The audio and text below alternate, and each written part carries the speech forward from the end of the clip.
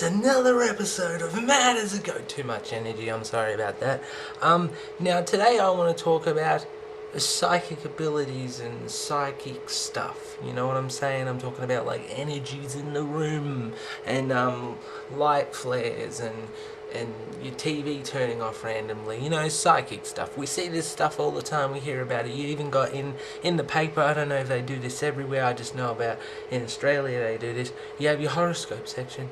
I wonder what my day's going to be like based off a collection of stars and the, you know, time I was born within a year. It doesn't make sense to me, but some people say it's real. I'm not putting them down or anything, it's quite possible it's real. I can't say for an actual fact that at some point, you know, those horoscopes do have a shred of light, even if it's just coincidental. Maybe palm reading's fine too. I've had people at work read my palm, and it's really weird. I mean, like, okay, situation, eating my lunch, having a conversation, psychic stuff comes up, seeing a ghost of a relative, you know, in the room or something, or feeling wind on your head, you know, all that stuff, we've heard it all. Anyway, and they both proceed to grab my hand and see who can read hands the best, right? So I'm eating my sandwich with one hand while they're... Yeah, see, this line says oh, you're going to have heart problems and whatnot. Anyone could know that. And you don't have to be weird and grab my hand. Just talk to me for 10 minutes. I drink a lot and I smoke. Of course I'm going to have a heart attack. Jesus Christ.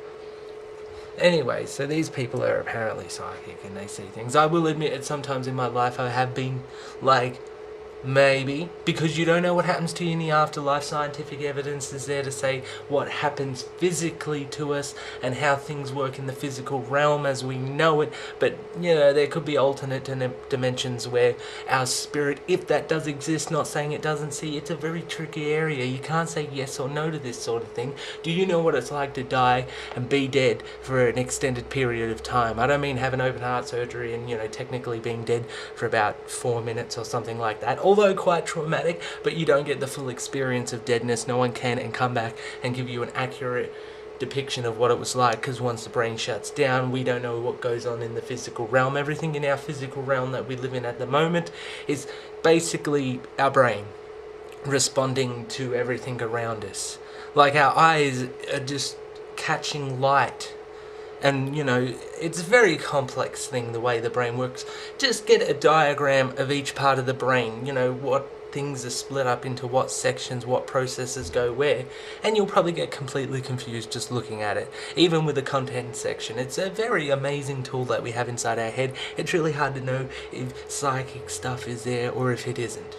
Is it just something like a chemical reaction in the brain that causes people to believe this thing?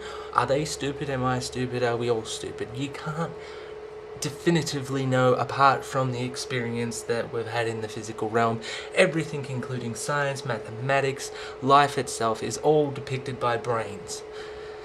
So beyond what is supplied by the brain, we don't know. If you get what I'm saying. Beyond when our brain is dead, we don't know what happens after that, because that's everything is happening here. And that's why I'm really, you know, stupidity is annoying, like, you know, sexy, and I know it was very annoying because we've got an amazing computer inside our head. We can, you know, put so much input in there. There's so many things, billions upon billions, trillions, gazillions, whatever kind of made up number you want to use, of things that we can put into this system and have it processed, and some people choose garbage, which is a really big waste. That's like buying a gaming computer that has like 16GB RAM and it has like a processor that was made for NASA to launch rockets. You know, it's just unbelievable. It can play any game. It can play like 600 games at once. You could have 600 screens around you and just spin around switching from game to game. That's fucking retarded, but let's just say hypothetically, that still wouldn't even compute to 1/10 of the brain, not even 1/1000th. The fucking brain is amazing. Think about what you're doing right now, even as watching this video. Sitting in a chair, your brain is controlling every muscle that holds you up, sitting or standing or in whatever position you are at any given moment of any time. Also controlling your breathing, your bowels, everything upon you. Your brain is doing it all. So the main point is, you can't really have a definitive opinion on psychic shit because of all the brain shit that could happen in your head. Maybe some people see it and they're gifted, or maybe they're not, and maybe they're just lying and using simple guesswork to trick you. You don't know. It's really difficult. Some people are really sincere about it too, so it's too complex to really say yes or no on, but a lot of people have opinions on it. I have opinions on it, like, it seems pretty unlikely, but can I really know? Because when you say you've seen a dead person, well, I don't see dead people. But I also don't see what skill Justin Timberlake has, and other people do. Maybe I'm wrong there. Too complex reality is, you can't. It's a very complex thing. I don't fully understand it myself, and I'm a part of it. Weird, crazy, insane, losing your fucking. And anyway, that's enough of that. That was Mad as a Goat. A little bit of philosophical shizzles. Not really, but anyway. Cool. I'll just thought show you my instant coffee from '94. I'm never gonna use it. It's a prop. Yeah, that's.